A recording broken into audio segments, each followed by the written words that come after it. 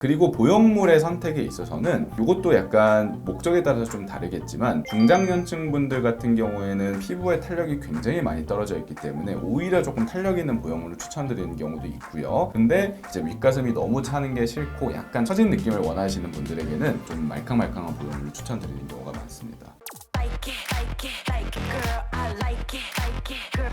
안녕하세요. 저는 DA 성형외과 배재영 원장입니다. 오늘은 2030 분들의 가슴 성형과 중장년층 분들의 가슴 성형에 대해서 한번 얘기를 해보도록 하겠습니다.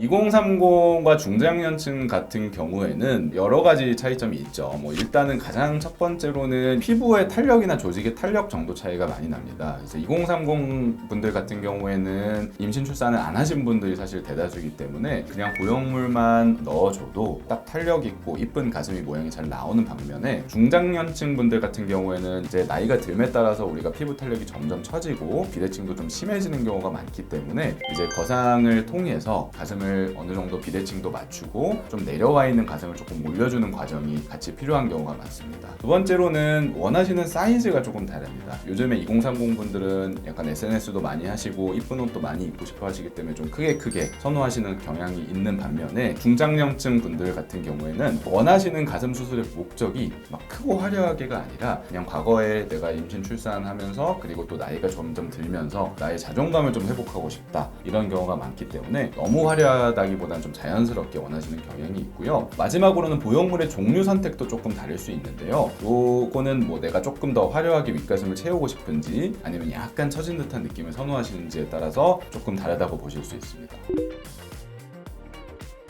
그렇죠. 비대칭이 굉장히 중요한 포인트인데요. 이게 좀 예를 들어서 설명을 드려보자면 우리가 모유수를 하는 경우에 양쪽을 비슷하게 하시는 경우도 있지만 한쪽이 편하기 때문에 혹은 아기가 너무 한쪽만 물어서 한쪽으로만 모유수를 하시는 경우에는 양쪽의 수술 방법을 다르게 해서 이 비대칭을 교정하는 수술이 필요할 거고요. 그 외에도 저한테 오시는 분들 중에 유방의 양성 병변을 절제하셨다든지 아니면은 유방의 부분 절제를 하시고 나서 양쪽의 비대칭이 심하게 생기신 분들이 많거든요. 이런 경우에도 양쪽의 수술 플랜을 조금 다르게 해야 되는 경우가 있습니다.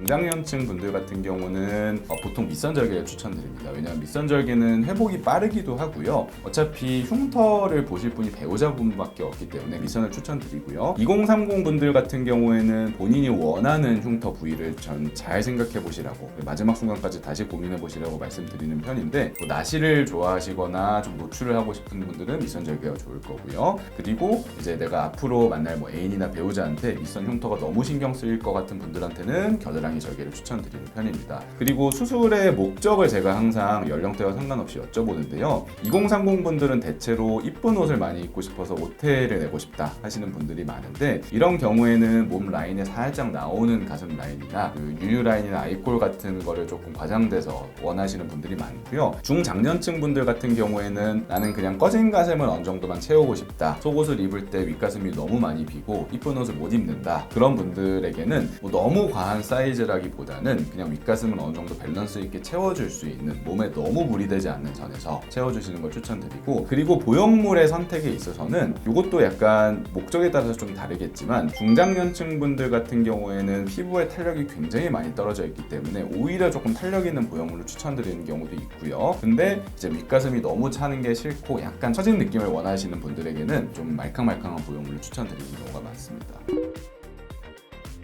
사실은 수술적으로 방지를 한다기보다는 이제 추후의 관리라든지 그런 게 더 중요하다고 생각을 하는데요. 물론 이제 2030 분들 중에서도 피부 탄력이 굉장히 좋은 분이 있고 굉장히 떨어지는 분이 있어서 이 두 가지의 경우에 제가 수술 방법을 조금 다르게 하기는 합니다. 특히 제가 여성분들만 상담을 하면서 느끼는 거는 임신 출산을 하시게 되면 피부의 탄력이라든지 가슴의 모양이 굉장히 많이 변하거든요. 그래서 그런 경우는 수술을 미리 받으시면 모양이 조금 더 잘 유지가 된다고 보실 수 있고 많은 분들이 걱정하시고 물어보시는 게 보형물을 넣고 나서 임신 출산을 하면 보형물의 위치가 바뀌나요? 라고 물어보시는데 보형물은 한번 자리 잡으면 그 자리에 잘 머물러 있고요. 원래 앞에 있는 가슴만 조금 위치가 변하는 경우가 있는데 이런 경우는 그냥 보형물 들어있는 상태로 거상이라든지 위치 조정을 통해서 간단하게 조정을 할 수 있기 때문에 너무 큰 걱정은 안 하셔도 될 것 같고요. 이제 생활 습관이 저는 굉장히 중요하다고 생각해요. 그러니까 내 몸의 건강을 잘 유지하는 게 이쁘게 오랫동안 유지하는 가장 중요한 방법이라고 생각합니다. 오늘은 2030과 중장년층의 가슴 수술에 대해서 알아보았는데요. 2030 분들과 중장년층 분들이 수술에 대해 공통점도 있고 차이점도 있고 하지만 저는 이제 본인들이 뭘 원하는지를 잘 이끌어내서 개개인에 맞는 수술하는 것이 가장 중요하다고 생각합니다. 오늘 영상이 도움이 되셨다면 감사하겠습니다. 저는 DA 성형외과 배재영 원장이었습니다.